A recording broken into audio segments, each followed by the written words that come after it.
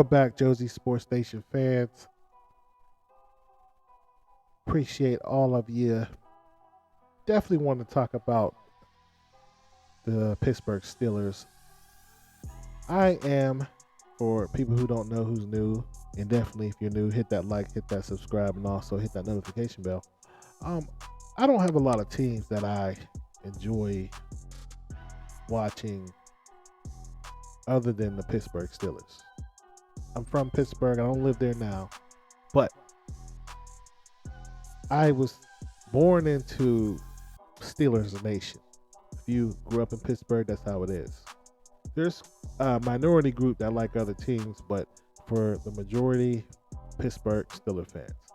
And growing up, I grew up through Chuck Noll era, but when I start watching, Chuck Noll was not as successful as he was in the 70s because all those players retired and he was starting off new, and the players that they were picking were not that good. And there was rumors that his coaching style was outdated. That's what they were saying.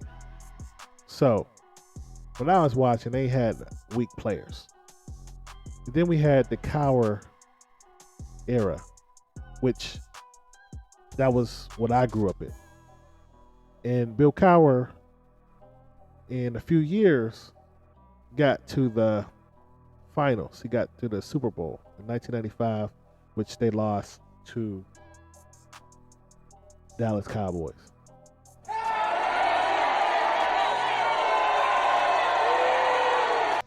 Obviously, I didn't like that.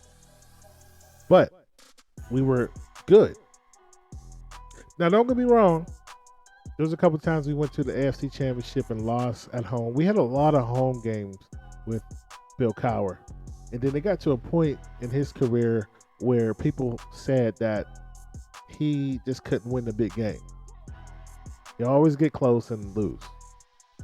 So this is nothing new with the Pittsburgh Steelers, where Pittsburgh usually a pretty good team in the regular season, and then they get to the playoffs and lose to a team they shouldn't have lost to. So I remember, to be fair, Bill Cowher should have been fired in 2000. He had 3 losing seasons with Cordell Stewart at quarterback, and it was bad. But then the next year, 2001, I believe we went to the AFC Championship and played New England. And that was the birth of the end of Bledsoe era and the birth of Tom Brady. Now, all I have to say is Pittsburgh usually keep their coaches. I think they only had 3 coaches since the 70s. Now, that could be a good or bad thing. In my opinion, it's the bad thing because you should never allow the coach to get that comfortable because they stop listening to the public. They stop listening because their job is not in jeopardy.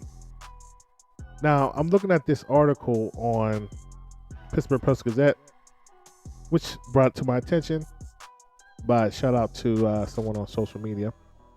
I went on this page and I saw this. Now, and it reads, Joe Starkey, if this doesn't warm up Mike Tomlin's seat, what will? And I agree with this because I'm sitting there watching his press conference. He don't say anything in the press conference, and they allowed him. They don't even ask him the certain questions. And he looks good in the media, but he says nothing. He's not answering the fact that his team is underachieving. So according to the article, to some, the mere notion of moving on from Mike Tomlin seems ludicrous. I'll tell you what's ludicrous. Giving up 28 first quarter points to the Cleveland Browns in the playoff. Giving up 533 yards to the Los Angeles Chargers, then admitting you failed to make any meaningful adjustments. Giving up 40-plus points in back-to-back games for the first time since 1989. Going to overtime against Geno Smith. You can't make this shit up. I don't know. You can't make this shit up. Nearly blowing a big fourth quarter lead to Chicago Bears, Damn, son, where'd you find this? allowing 229 rushing yards to the Detroit Lions, then admitting you were outcoached by Dan Kneecap Campbell, who had never called plays until that day, failing to win a playoff game for 5 straight years, the longest streak since Bill Austin coached here. That's what will happen if these Steelers do not win a playoff game. And if you think they will, I've had some beachfront property in Wilmington I'd like to show you.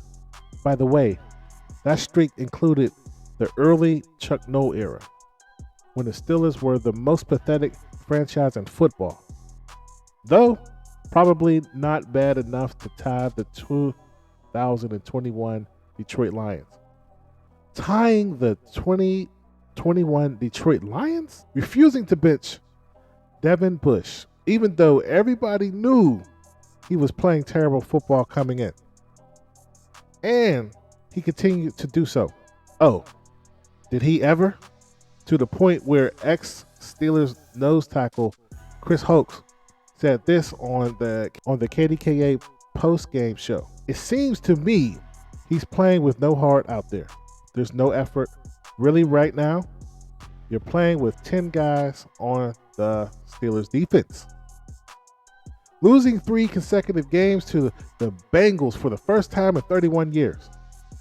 Losing to the Bengals 41-10 on Sunday in maybe the most humiliating regular season game of Tomlin's era. I mean, seriously, how bad does this have to get before Tomlin's seat at least become lukewarm or even room temperature?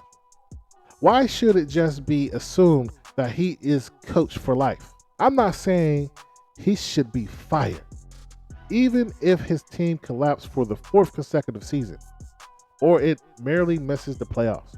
But why in the world did Art Rooney II give him an unusual long 3-year term extension last spring after the 3rd straight collapse?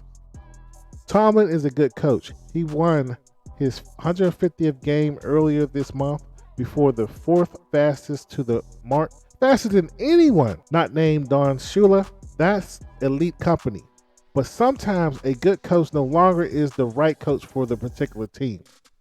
Look at Mike McCarthy. His resume is similar to that of Tomlin, whom McCarthy beat in the Super Bowl. Tomlin's quarterback is fading. His running game, despite all the promises to fix it, still stinks. The Matt Canada offense is hard to watch, featuring all those short of the stick passes. The big offseason experience of moving Chuck Okafor to left tackle blew up in Tomlin's face. The defense is worse, and make no mistakes, that is Tomlin's defense, not Keith Butler's. It's an abomination, beginning with Bush. Now, this is harsh, but I think he needs the criticism from the media. He needs the criticism from the fans. It is his fault. He keeps saying we're going to work harder. The season's already started, buddy. You're already in the mix of it. And your schedule is one of the hardest in the league. And you can't play like this.